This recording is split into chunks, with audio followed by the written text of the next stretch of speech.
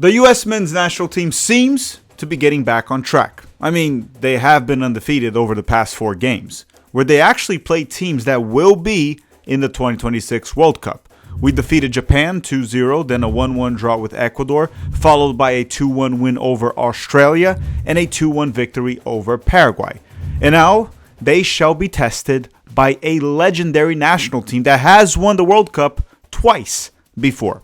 However, they have been struggling lately, and that team is Uruguay. And today, we're going to preview this game.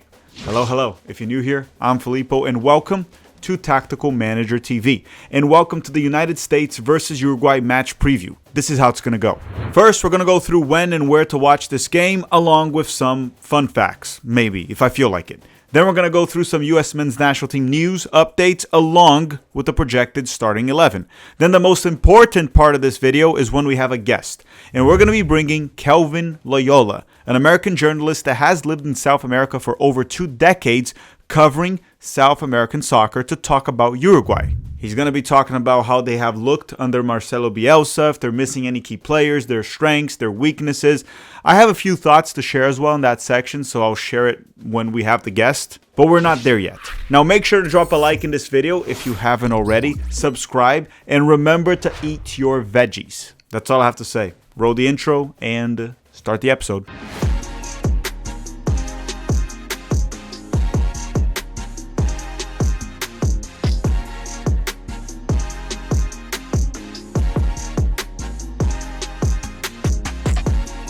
The United States is set to face Uruguay this Tuesday at 7 p.m. Eastern Time in Tampa, Florida. If you're in the United States of America, you can watch this game on TNT, Universo, HBO Max, or Peacock.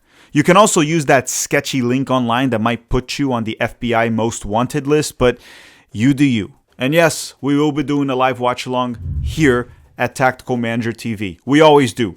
The live watch-alongs that we have here at the channel, they are more certain than the game itself happening, because we have a lot of storms here in Florida, so you never know. The game could get canceled. If they do cancel the game, we'll still be here. We will be live. Now, you may be wondering, if the game doesn't happen, what would you talk about? Conspiracy theories, Spicy Jeff's hemorrhoids, Caesar salad. I mean, there's a lot of things we can talk about. Throughout history, the United States has faced Uruguay 8 times, with 2 American wins, 4 draws, and 2 Uruguayan wins.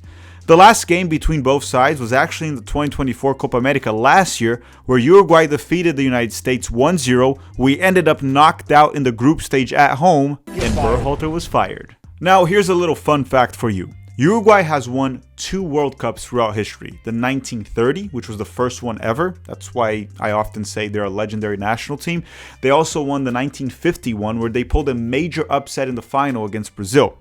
But Uruguayans, they claim they have won it 4 times. Not really the World Cup. They say they're world champions 4 times because they won the Olympics in 24, and I think 28 was the other one, or something like that. Though the World Cup they have won twice. But those 2 Olympics were technically the World Championship of Soccer during the time that the World Cup didn't exist. So if you ask a Uruguayan, he might say that they've won the World Championship twice, or not twice, 4 times. And as much as I respect them, that's not true. They've won it twice. Before the World Cup, it didn't exist. I'm sorry. Now let's talk about the U.S. men's national team. Okay, and at the time of this recording, there are no injury updates. Every player that was available to face Paraguay when we defeated them 2-1, they should be available to face Uruguay. So let's quickly recap the starting 11 that Pochettino put out to face Paraguay, and then we can do the projected starting 11 to face Uruguay. A lot of guays. Paraguay, Uruguay. Okay, let's talk about the starting 11 of the previous game. Okay, so for the last game, we lined up in a 3-4-2-1 formation. Matt Freese was the goalkeeper. Joe Scally was the right center back. Miles Robinson was the central center back. And Tim Ream was the left center back. And that back line, for the most part, it was a bit of a disaster. Against a better opponent, we would have leaked goals. The right wing back was Serginho Dest. The left wing back was Arfston. The double pivot midfield was Roldan and Tenor Tessman. The 2 attacking midfielders were Brendan Aronson and Gio Reyna. And up top, we had Balogun. And we defeated Paraguay, goals scored by Gio Reyna and Balogun. Now for this game, I believe Pochettino will keep the same formation, the 3-4-2-1. Why? Because ever since he played that way, or he set up the team that way, we've been doing better. Against South Korea, we were playing like shit. And then he changed our formation to a back three, and we played better in the second half. And ever since, we've only played within a 3-4-2-1 formation. The 4 games that I mentioned earlier in the video, where we are undefeated, Japan, Australia, Ecuador, Paraguay, we played with this same setup, and I expect them to keep it. However, I do think we're going to see some rotation when compared to the lineup that we put out against Paraguay. So in this 3-4-2-1 formation to face Uruguay, I believe Pochettino will do this. And don't shoot the messenger. This is not what I would do. This is what I think he will do. I'm not going to do what I would do, because every time I do that, I get it wrong. They don't do it. So my opinion doesn't freaking matter. So I think he's going to have Matt Freese on goal once again. And Alex Freeman will likely replace Joe Scally as the right center back. Now, I do believe that he's going to play Miles Robinson once again as a central center back. Why? Because Pochettino is freaking insane. But I do think he'll replace Tim Ream and give Austin Trusty a chance as a left center back. Now, will this solve our issues? Probably not. Miles Robinson is very much error prone, and he's still going to be there. Also, Trusty, I don't know if he's good. He's playing in Scotland. That league is worse than Major League Soccer. And Alex Freeman has his ups and downs, but he's probably the best of the bunch out of those 3. Now, the right wing back, I believe Serginho Dest will start once again, and I believe Arfston will start at the left wing back as well, right? He played a very good game against Paraguay, so you might as well start him again. The double pivot, Tanner Tessman should be there, but I think he's going to replace Roldan. I think Sebastian Berhalter will start instead of Roldan. I wouldn't do that, but I wouldn't be surprised if Pochettino did. Up top, I think Gio Reyna will start once again. I mean, he's got good momentum, and it's not like he needs to be well rested for Gladbach. They don't play him anyway. So Reyna will start, and I think instead of Aronson, he's going to give Diego Luna a shot. And for the center forward position, he could rotate. It kind of makes sense to give maybe Haji a few minutes and Pepe another opportunity after he missed a very easy tap-in. However, I think he's going to start Balogun once again and sub out Balogun around the 60th minute. Now, who will go in, Pepe or Haji? Probably Haji, because Pepe already got minutes against Paraguay. But who cares? I believe that Balogun will start. Okay, and if you made it this far in the video, make sure to drop a like right now. Help us hit 1,000 likes and drop a random comment to rig the YouTube algorithm. Actually, not random. Just comment, I don't know, your starting 11 to face Uruguay. What would you set up the team? The formation and the player selection. And let me know also maybe your score prediction if you don't feel like typing a lot. Okay? Now, before we continue, well, actually, we're going to continue. Let's bring in Kelvin, where both of us will talk about Uruguay and the U.S. men's national team. Okay, Kelvin, welcome back to the channel. Let's talk a little bit about Uruguay, a team that you cover very much there in South America, don't you? Yes, I do. I cover them for Urban Pitch and also various other outlets. Again, thanks for having me on again, and I'm glad to be here. Let's talk Nacional jersey? Nacional? The Nacional jersey, yes, in honor of all my friends here in Uruguay where I live. Most of them are Nacional fans, and I have a very special place in my heart for Nacional fans. I'm wearing a Club Nacional de Fútbol, who are also going through some harsh times right now, but hopefully El Bozo will get back on track. And congratulations to you. Publicly, I want to give you congratulations that yours, Palmeiras, is playing in the Copa Libertadores finals. Well deserved. And good luck. Hope we win. Still got to win it. Second place and last place in the Libertadores, it's the same thing. So let's hope we win it. Yeah, so let's talk about Uruguay. Because Uruguay this cycle, first and foremost, Uruguay is a team that we should always respect. I always make that clear. Even when they lack quality, there's just so much fight and grit in this team that they're just never easy to beat. Even if there is a lack of quality, which is not really the case with Uruguay these days. There is quality there. But it looks like they started the cycle very hot under Bielsa, because that's usually how it goes with Bielsa, right? He gets signed. There's like a energy boost, and the team does very well. We saw that with many other teams. Like most recently, we saw that with Leeds, with Bielsa. But there are many other examples of that. And after they started very hot with Bielsa, at one point, people were even saying they were the best team in South America. They go to the Copa America, and they kind of disappointed there for the expectations. They didn't do bad. They did better than Brazil, for example, but they lost in the semifinals to Colombia, and they were out. And people thought that they were going to win it, and that didn't happen. Fast forward to now, it looks like the team is in the self-implosion phase of Bielsa, where they start to get worse and worse and worse. It's not good because we're reaching the World Cup. That might be where they self-implode. Is that a fair assessment from what I'm saying, looking from the outside? Well, I'm gonna try to condense this as much as possible because it's kind of there's a lot of ins and outs with this. I agree with you on a lot of aspects, but I also believe that Bielsa has been in charge of something that was going to be very difficult for Uruguay, which was a huge generational change. And while one can say that generational change hasn't affected all the lines on the team, it did affect one fundamental part, which is I think there's a clear decline from the two Class A strikers that Uruguay used to have, which is Luis Suarez and Edison Cavani. I mean, Darwin Nunez is a talented player, but he is not at that level and not at that elite level that those two guys were in their prime. Not so talented. Okay, kind of. Yeah, I mean, he's a good goal scorer, and he was a very good goal scorer in the Portuguese league. That he struggled in England, and now he's in Saudi Arabia. You could take that for what it's worth. He's not a bad player, in my opinion. Yeah. But I just think you could just tell, especially for me covering this team, you can tell that it's a different level. The other two guys were Class A players, and Darwin is a good player who just is not at that level. And when you combine the amount of goals that's missing now from Uruguay, I think that's affected the team a lot. I do agree with you that there is an asterisk here in Uruguay about Marcelo Bielsa. On one end, there are people that are very happy and proud that he's taken the reins of the team and kind of is guiding this team through a very difficult transitional period.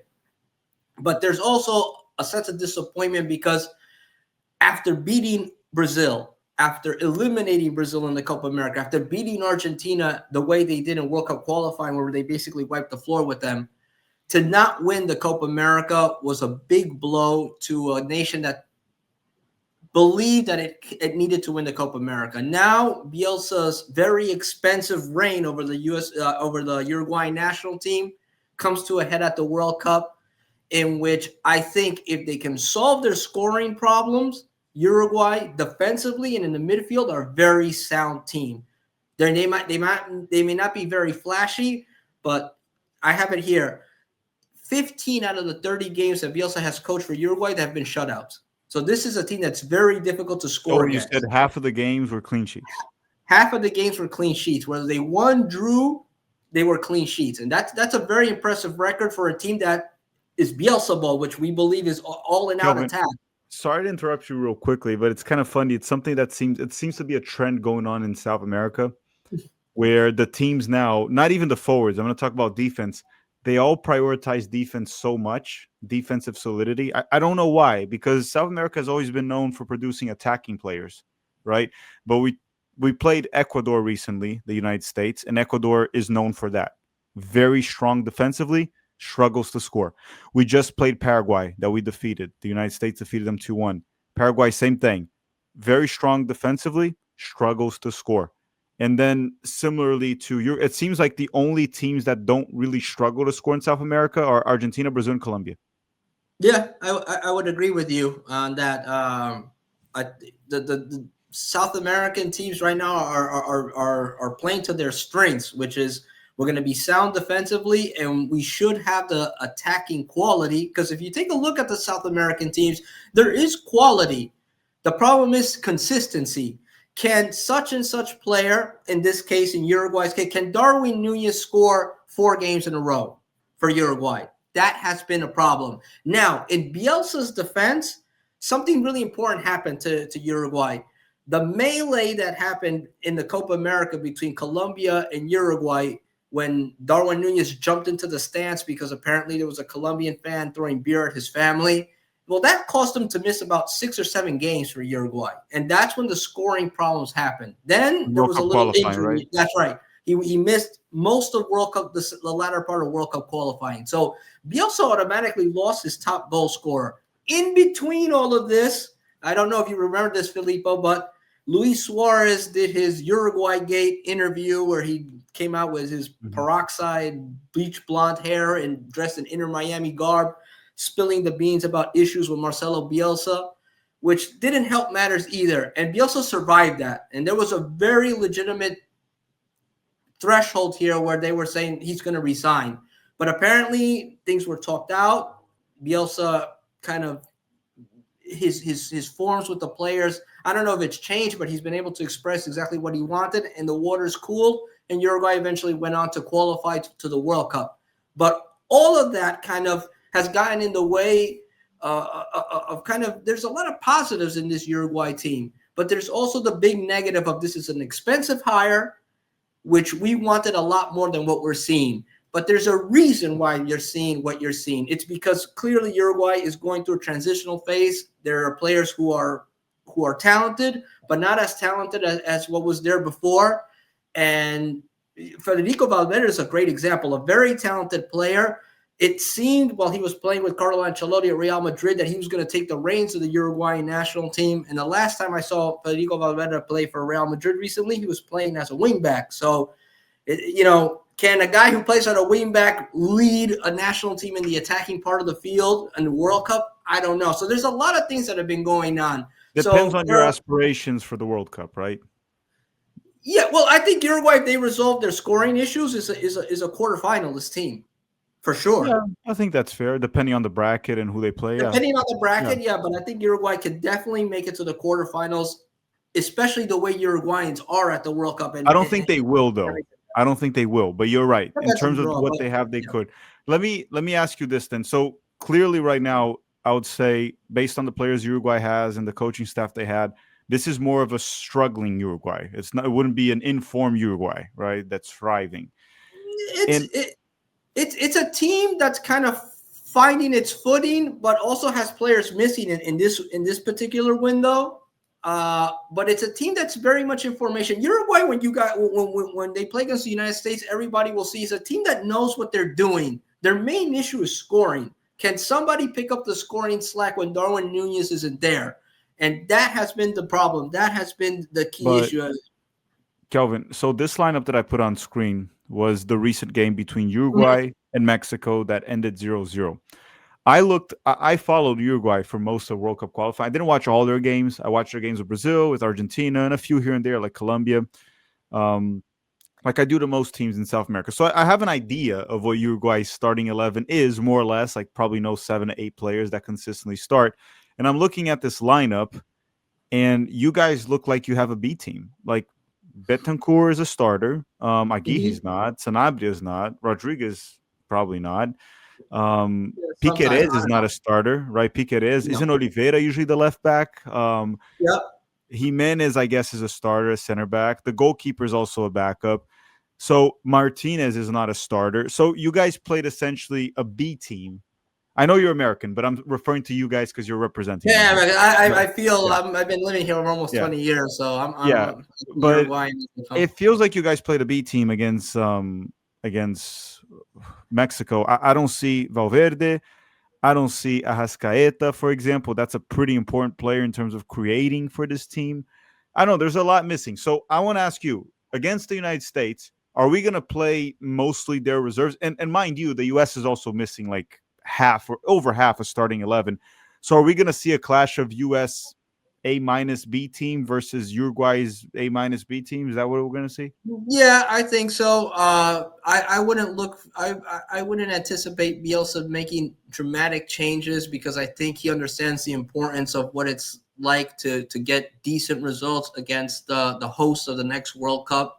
Uruguay is coming in with a pretty decent record against the United States. I mean, a couple of draws and a win in the Copa America. I don't think Bielsa wants to lose that kind of momentum that he has with those kind of results. But you can clearly see that, that front three right there, they're not causing any fear to anybody really at a World Cup level, right? So they need to resolve their scoring issues, Uruguay. When we refer to the B team, defensively, because of injuries to Araujo, injuries to Jimenez, we've seen a lot of this mix and matching in the defense of Uruguay. And Uruguay's defense has held very firm given those issues during World Cup qualifying. So defensively, this team is very sound. These guys have played through the trenches. And in this case, I would say that defensive line might be the B line, but it's also kind of the, in case of emergency, we're solid with these guys. There's no question marks in defense for Uruguay. Whoever plays in defense will probably play a very good game in defense. In the midfield, yes, you're missing Valverde, you're missing Nico de la Cruz, who's on his way out of Flamengo apparently. De Rascaeta, who I think under Marcelo Bielsa has refound the form that he never really had with Tavares, is missing, and he probably might play in this game. It's kind of either or right now. Rochet, who's usually the goalkeeper, is out too, but Mele is. Why is Rascaeta not there? He was called up. Was he injured? He was called up. Yeah, there's a little thing with an injury. Will he play against the U.S. maybe? From what I'm understanding, it's kind of day to day. They'll see. But it looks like if he's okay, he'll play some minutes against the U.S. And again, De Rascaeta under Bielsa has kind of refound himself. So there are some players that are missing here. Obviously, there's Kike Oliveira who's not there, but I don't know, Pelistri. But that line that's up there, I think the issue with Uruguay is, can these guys, when they generate the attack that they generate, can they find a way to score goals? And right now, that's the enigma. Who can start scoring goals consistently for the team? But it's going to be a challenge for the U.S. I've been tweeting about this the last couple of days. I think this is the biggest challenge for the U.S. under Mauricio Pochettino, because it is probably the most difficult opponent that they would have faced under Mauricio Pochettino for sure. Because Uruguay, I think, solidly is a team that can aspire to be a quarterfinalist in the next World Cup. Ecuador could go far to the round of 16, maybe. Paraguay, round of 32, round of 16 kind of a team. But Uruguay, I think, if they don't make it to the round of 8, they will feel that their World Cup was a disaster. So especially with this coach who makes a lot of money. So does ours. Yeah, it's true. So, just to close things here, then, we're going to be missing most of our guys too. So is Uruguay. You think the biggest challenge for Brazil is going to be to break down that Uruguayan defense then? Yeah. Not Brazil, sorry, not Brazil, for the United States. Yeah, I think the United States, the biggest challenge that they're going to face is I think they're going to face either whoever's starting in the defensive line for Uruguay. The U.S. is going to face the challenge of, okay, this is probably the strongest opponent, at least this year, that we're going to face that has a World Cup level defense. In the case that, can you break them down? Can you generate offense? I'm very curious to see how Florian Balogun plays in this game. I really want to see how Gio Reyna plays in this kind of a game. Tessman, how he does in this kind of a game, because these are the teams that you have to break down. Roldan. Well, Roldan he didn't play bad against Paraguay, man. And I'm not the biggest fan of Roldan either, but he didn't have a bad game against Paraguay. I'm interested on how Arston does, because he actually played well against Paraguay. He played very well. I don't think Roldan was good, but Arston actually played well. And if you're saying that the Uruguayan defense will be as strong as it is, essentially what we can take out of it is if Arston can perform on offense against Uruguay, it's like, okay, he can offer something in the World Cup. Defensively, it's still going to be a disaster for the most part. But if he can get the job done on offense against Uruguay, that is pretty big. This is a weird game in the essence that, from one end, I think the big question for the U.S. in this game is, can you break down this very difficult defensive team that's coached by Marcelo Bielsa, ironically? Can you break it down? And if the U.S. can get 2 goals and win this game solidly, I think I would leave this window going, there's really now something here, because this isn't a rink-and-dink opponent. This is a legitimate opponent that you will face at the World Cup that's going to throw everything at you and is solid defensively. The other side of the coin for Uruguay is, can you score against a team that is prone to mishaps? And if they come away from this game with just 1 goal, I think Uruguay is going to feel massively disappointed, because it's going to be worried. It's like, hey, we can't even score against like Mexico and the U.S. now, who are teams that we have been able to break down before. So there's a lot playing. There's a lot of nuance. Just add to that, Mexico has been pretty solid defensively ever since they switched coaches. The U.S.'s defense has looked kind of shaky, even against Paraguay. Against Paraguay, if you rewatch that game, against a better team, we probably concede like 3 goals because there Yeah. were many moments where Tim Ream was caught in no man's land, beat. Arston was more hyped the field and not challenged, but Scally made a lot of mistakes. Miles made mistakes. We were exposed defensively. It's just that Paraguay doesn't have the quality to punish you. That's what it. Even the goal we conceded was pretty bad defending right there from everyone in the back line. And I think it's important that the U.S. and this is for U.S. soccer, they gotta start finding opponents that are going to be the opponents that are really going to talk about going to take the U.S. past the cusp. Yes, Paraguay and Ecuador are kind of teams that we can evenly match against, and we will face those teams at the World Cup. But what's going to be the difference maker? And this applies to Uruguay as well. You have to be able to beat opponents that are going to be difficult to break down. And I don't think the U.S. against – I'll be very shocked if the U.S. plays against Uruguay, kind of how they played against Paraguay, kind of open, trying to take the game to them.